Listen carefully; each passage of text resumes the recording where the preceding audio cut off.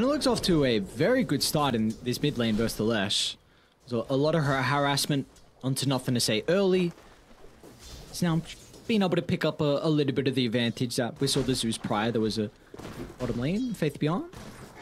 They chased down a couple more right clicks and Vitalik gets that kick in from the tree line. So beautifully done. This is all off the back of the lane swap that we saw. So the fact that they already have the level 2 here. But this is unfair. Come on, you had 2 1v1s and now you're going to try and bring nothing to say up top as well. It's an unfair advantage that they're playing with. Yeah. Creeps. Main range, Creep scouts him out. Gonna push close to Lumiere.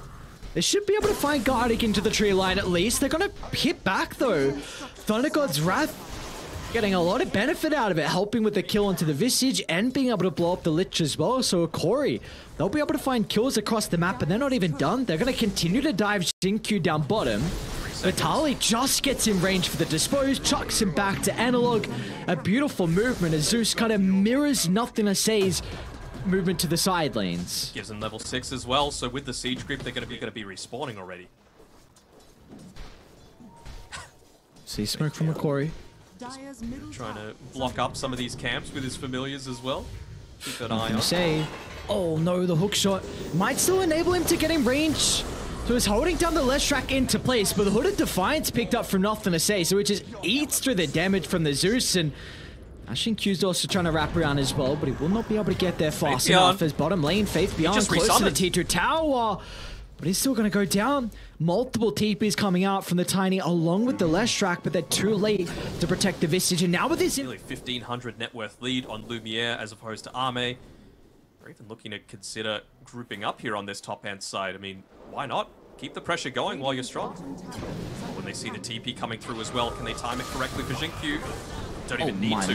Lord, Xingqiu gets blown up. Another Thunder Gods. Scouts out that no one else is near Faith Beyond, so they're even going to drop the Mortimer Kisses. He resummoned on the Familiar, so this is just free money given over to Hokori. The rest of PSG.LGD is starting to finally show up. They're going to be very separated for the moment, though. They've been able to address the Snapfire over to the right side, though. Why, once again, isolated from the team. We'll see what the two cores... No, it doesn't look to be the case. They've got Chrono and still a decent amount of mana onto nothing. That PSG.LGD are grouping up. Regardless, they're getting so much information from it. They're desperate to try and get... Well, actually, they go. They realize that they've got to go for this attempt, but you don't have the Mjolnir finished up quite yet. On Arme, at least he's got the attack speed to find the pickup. Wide drops the wall, but the jump in from Vitalik actually chucks him with a high ground instead, but it doesn't matter. LGD are crumbling, they're too far behind. Vitalik's onto nothing to say. He's got the artillery raining down from afar as well. As PSG.LGD need to split away. Arme to the left side, he wants whatever farm he can get. They're starting to TP in. Is the Morphling going to be fast enough for the stun cancel? He is. Oh no, not again. Arme caught out, more TPs raining down. They'll catch up to the Faceless Void with ease, and now they can go back and get the second Roche as well. Oh yes, they can. One of the biggest comebacks of the tournament. And I know we're only in one series, but if they're able to bring this one back, not if Arme dies. Gonna see him. Arme's in trouble. Oh, he's gonna time walk out of the right side and use a defensive Chronosphere. That's on to 3, but Vitalik's gonna chuck him out instead. You can't chuck your teammates out, but as long as you're close enough to be able to chuck up the Faceless Void, they'll get the kill and then easily go to the Tiny afterwards. As Guard was in a perfect position to be able to capitalize on the positioning of Xingqiu. And all focused in onto nothing to say and ended up giving up a big portion of their map. They're going to do it again this time. Tier 2 tower going down for free on the bottom side. He's going to face check the smoke. Oh, Xingqiu doesn't get any spells off, and now Hokori can look to jump back in. They've been able to blow up the Tiny. Vitalik with the follow-up as well onto Gardic's initiation enables him to get rid of nothing to say. Two quick pickups here for Hokori, and they might be able to crack the high ground now.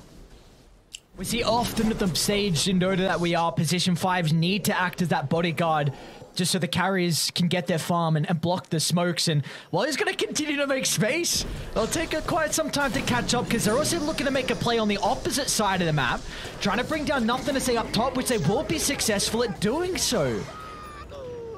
Okay. I mean, he did shove out the lane, so it's going to mean the extra 30 at the base. They don't have the Wraith Pact available. There's no Chronosphere. There's no Faceless Void. He's just being the bodyguard here, guarding, saying, you're not getting back into this team fight, my guy. Skadi's going to be pretty huge, Again, though. a toss into a stun. They get the Hex, but the attribute shift. This goddamn Aghanim shot on the Morphling. Why did you give it to him? Why did you change the Ag shot? This hero is so done with it now, and you see LGD have no answers to it.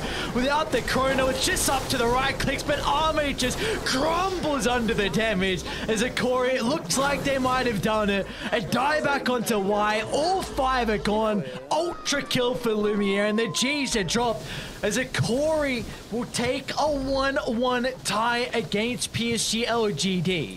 Who would have thought? Who would have thought going into today with the probably least favored team in terms of likelihoods to win TI, taking out the multi-time grand finalists? I'm really excited to see. I mean, if this is any sort of indication as to how competitive this TI is going to be, then we're in